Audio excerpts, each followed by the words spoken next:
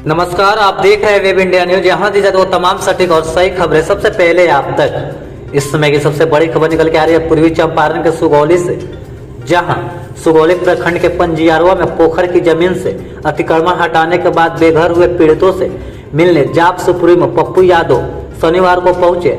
उन्होंने सभी लोगों से मिलकर उनकी समस्याओं से अवगत हुए। कई लोगों ने बताया कि खुले आसमान के नीचे रहने को विवश हो गए हैं। उन्हें यह समझ नहीं आ रहा है कि आखिर हम अब क्या करें। अपनी पूरी जिंदगी की कमाई से बने मकान को अपने आंखों के सामने ध्वस्त हुए देख रहे हैं। कई पीढ़ियां गुजर गई, अब सरकार हमें उजाड़ रही है तो हम रहेंगे कहाँ। वही सभी लोग जाप सुप्रीमो पप्पू यादव को देखकर रो पड़े और कहा कि हमें सरकार मार ही क्यों नहीं डालती, या कहे तो हम सभी परिवार के साथ जहर खाकर मर जाएं। आखिर हम जाए तो कहाँ जाएं। तिनका तिनका जोड़कर बनाया गया घर अब टूट रहा है। सरकार अगर थोड़ा सा समय दे देती तो कहीं और घर बसाने का प्रयास किया जाता।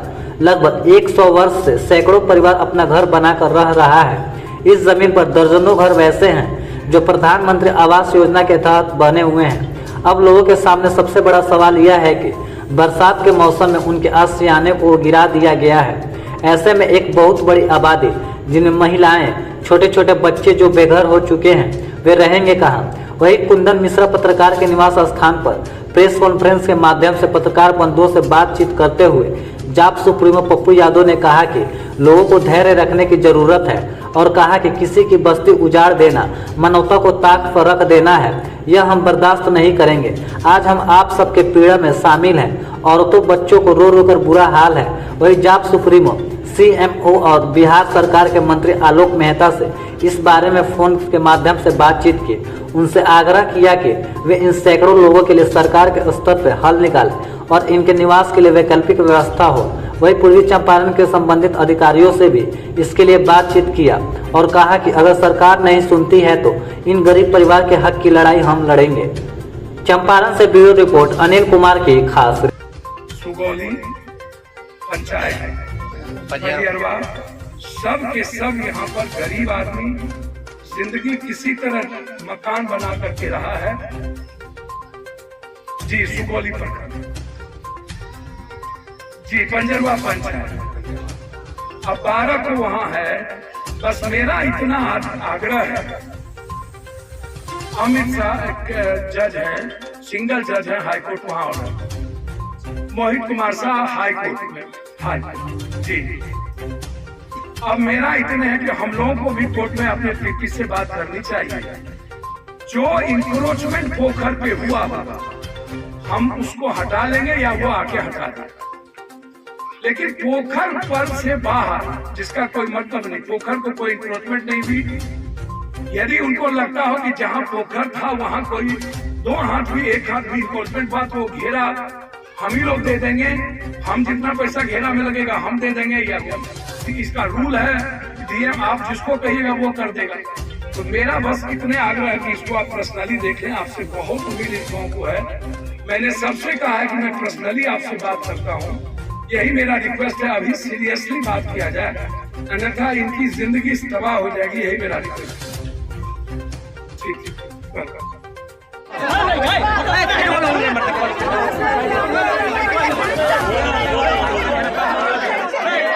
लिखना ना लोगन भाई पीछे से वीडियो बनाओ।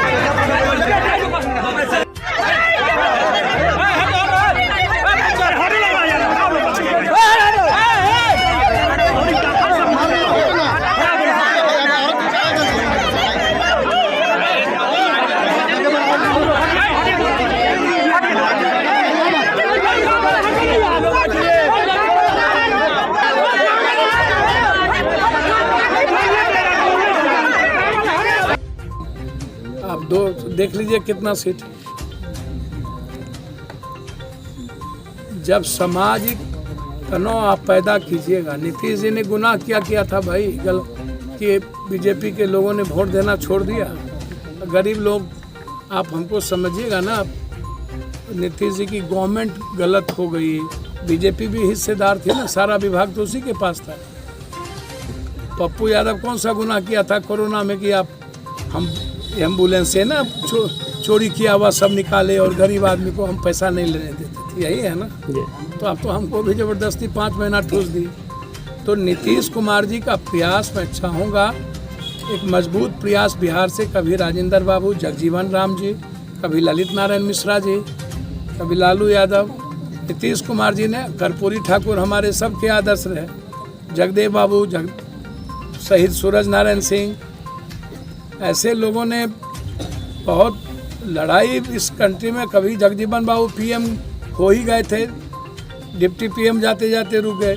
तो सौभाग्य होगा जब राजेंद्र बाबू, जगजीवन बाबू, ललित नारायण मिश्रा जी, कर्पूरी ठाकुर जी के बाद नीतीश कुमार जी एक प्रयास करें तो निश्चित रूप से एक जेपी का रास्ता तय होगा। आप उनको मदद करेंगे? निश्चित रूप से मैं जरूर चाहूँगा कि नीतीश कुमार जी देश के विपक्ष को, बीजेपी के आने का सबसे बड़ा कारण है। हमको आप एक बात बताइए, लास्ट बात मैं पूछना चाहता हूँ, 7 साल पहले अदानी 270वां नंबर पर थी और 7 साल बाद अदानी 1, 2, 3 नंबर पर कहाँ से आ गए?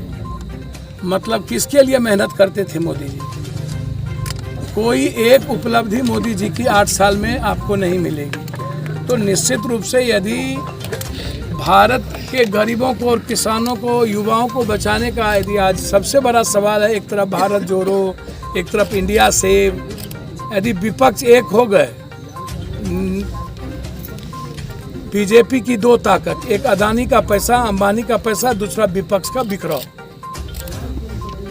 विपक्ष एक हो गए तो बीजेपी 7 जन्म में, नॉर्थ में नहीं, साउथ में नहीं, हिंदी भाषी इलाके में 700 जन्म में बीजेपी किसी भी कीमत पर चुनाव नहीं जीत सकती है।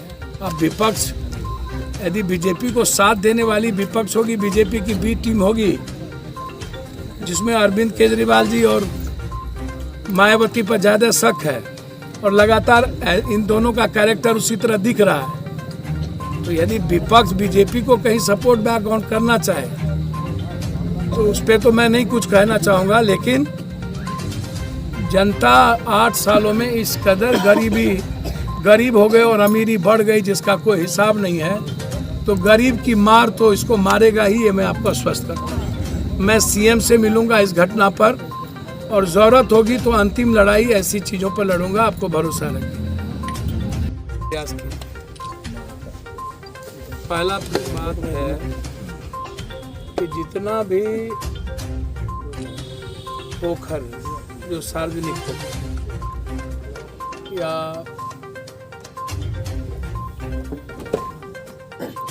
गांव घर में जो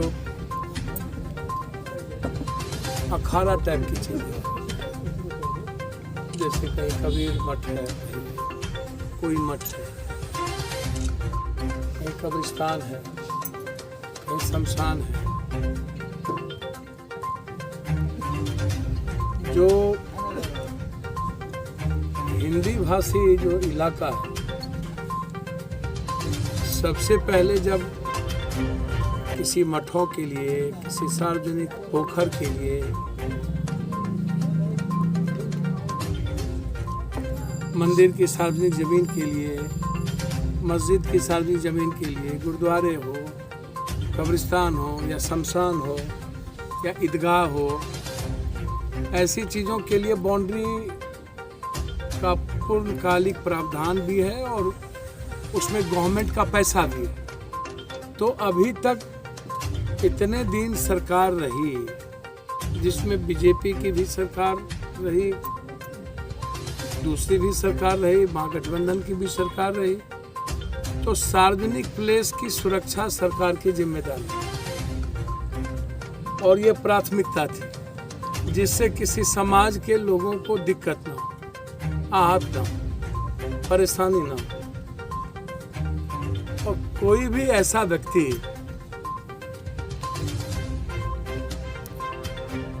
जो कंप्लीट रूप से जाहिल टाइप के लोग, किसी व्यक्ति विशेष के कारण किसी तरह की परेशानी ना हो, तो इसकी पूरी जिम्मेदारी थी कि इतने दिनों के अंदर सार्वजनिक स्थानों को हम सरकार घेराबंदी करेगी, सुरक्षित करेगी। तो क्या कारण है कि अभी तक नहीं? और यहाँ के मोतिहारी के डीएम या डीसीएलआर या बीडीओ, सीओ ये इनकी जिम्मेदारी बनती थी। पूरा सरकार का पैसा है। दूसरी चीज इंक्रोचमेंट हमको समझ में नहीं आता है।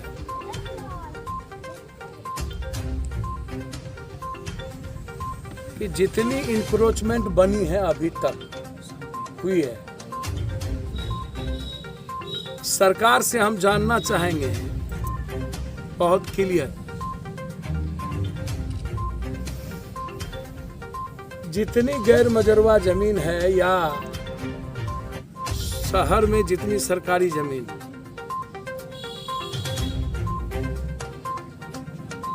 उसकी भी माफियाओं ने रजिस्ट्री करा ली। तो सरकारी जमीन की रजिस्ट्री करा ली, उस पर तो गहरी चिंता नहीं है। सरकारी जमीन की रजिस्ट्री हो कैसे गया, जो प्रावधान नहीं है। यहाँ जब आप रसीद काटने का कोई प्रावधान नहीं है, तो फिर सरकारी जमीन की बड़े बड़े जगहों पर अब किस तरीके से रजिस्ट्रेशन हुआ। तो अभी तक आप जैसे राजीव नगर, नेपाली नगर, माफियाओं ने आप कह रहे हैं सरकार की जमीन बेच दी, तो बेच दी तो रजिस्ट्रेशन तो हुआ ना, रजिस्ट्री कैसे हुई। तो सबसे ज्यादा पूंजीपति और पैसे वाले और माफिया नेताओं ने सरकार की जमीन कब्जा कर लिया, पदाधिकारियों ने। राजीव पदाधिकारी और आम लोग ही है जिसने लिया अपनी सारी चीज बेच करके। लेकिन ये माफिया सबकी पूरा का पूरा संपत्ति सरकार की बेचती जा रही है। तो सरकार की गहरी चिंता वहां नहीं है। ऐसा इंक्रोचमेंट अभी लगातार गांव में जिस तरीके से चल रहा है, मेरा इसमें 3-4 कहना ये है कि वहाँ सैनिक भी 4 सैनिक वहाँ 3 बॉर्डर पर काम कर। तो जब वहाँ 3-3 सैनिक है, रिटायरमेंट करने वाले, अच्छेवट मिश्रा जी जो कि स्वतंत्रता सेनानी थे, उसके बेटे MA किए हुए हैं, सुभाष मिश्रा जी, नवरत्न मिश्रा जो पहला घर टूटा, उसके बाद अन्य घर टूटते गए। वहाँ 1 डिसमिल जमीन है। तो कोई भी गांव या घर आप तोड़ते हैं तो गवर्नमेंट का ये प्रावधान है कि आप पहले उसको जमीन दीजिए। यदि जिसके पास आधा धूर भी जमीन नहीं है तो सबसे पहले आप उसको जमीन दीजिए। जमीन देने के बाद जिसने अपनी पूरी जिंदगी की कमाई लगा के पक्का मकान बनाया, तो आप उसको मुआवजा दीजिए। 140 सालों से रह रहे हैं लोग वहाँ, 140 सालों से। अब 140 सालों से रहने वाले लोग, जबकि नियम है 30 साल के बाद आपको रसीद काटना है, और सैनिक जहां पर रह रहे हैं पदाधिकारी, नियम है कि आपको DCLR और ADM को रसीद काट देना है। तो आपने वो भी नहीं किया। 30 साल के बाद आपने रसीद भी नहीं दी। कोई जगह हो, कोई गरीब और का जमीन हो। तो बिहार में सबसे बड़ा प्रॉब्लम है जमीन बंदोबस्ती का। सीलिंग एक्ट था, जितना भी चीजें सरकार के द्वारा दी गई, कभी भी हम भूहतबंदी कानून जो है यहाँ का सबसे बड़ा प्रॉब्लम। आज किसी ने थर्ड पार्टी चले गया कि हमको प्रॉब्लम हो रहा है। अब वो थर्ड पार्टी कौन है, उसकी मेंटेलिटी क्या है, मानसिकता क्या है। पोखर का यदि आप इंक्रोचमेंट हो रहा है तो सबसे पहला काम करना चाहिए DM को। यदि DM को ये लिख के दिया होगा तो उसका तुरंत घेराबंदी करनी चाहिए। तो जब लिखित देने के बाद DM ने इंक्रोचमेंट को नहीं समझा और घेराबंदी नहीं हुई, तो CO और DCLR सस्पेंड हो और DM पर भी कार्रवाई हो। अपना पीठ झाड़ने के लिए DM साहब जो मना है सो कर दे, और फिर कोर्ट चला गया तो कोर्ट को तो त्रिनेत्र है नहीं, वो तो कोई संजय है नहीं कि वहां से कुछ देखेंगे। वो तो उनका जो कान हाथ है वो कंप्लीट रूप से गवर्नमेंट है, गवर्नमेंट का सिस्टम है। तो मैं इसको गवर्नमेंट का सबसे बड़ा फेल्योर और दोषी मानता हूँ। और मैं गवर्नमेंट से रिक्वेस्ट करूंगा कि जब नई सरकार बनी है तो सबसे पहला काम जो भी समाज में किसी चीज़ों से तनाव, विवाद और किसी आम और गरीब आदमी की परेशानी हो, सबसे पहली प्राथमिकता सरकार को उनकी देनी चाहिए। और सार्वजनिक प्लेस जिससे कि सामाजिक तनाव हो जाए, जिससे धार्मिक और मजहबी तनाव हो जाए, ऐसे चीज़ों को तो प्राथमिकता सबसे पहले मिलनी चाहिए। और फिर कोर्ट गई, कोर्ट का क्या ऑर्डर हुआ, आपने तोड़ने का हुआ कि इंक्रोचमेंट की क्या स्थिति है बताने का हुआ, और आप गए, आपने कुछ देखा ना, आनन फानन में जाके घर तोड़ने लगा। तो जो पोखर है, और पोखर में यदि लग रहा है कि एक हाथ भी 2 हाथ भी इंक्रोचमेंट हुआ है, तो उसको अविलंब आप घेराबंदी करिए, और पूरा घेराबंदी करके पोखर की उगाही करके आप उस पर ताला लगाइए छठ के लिए।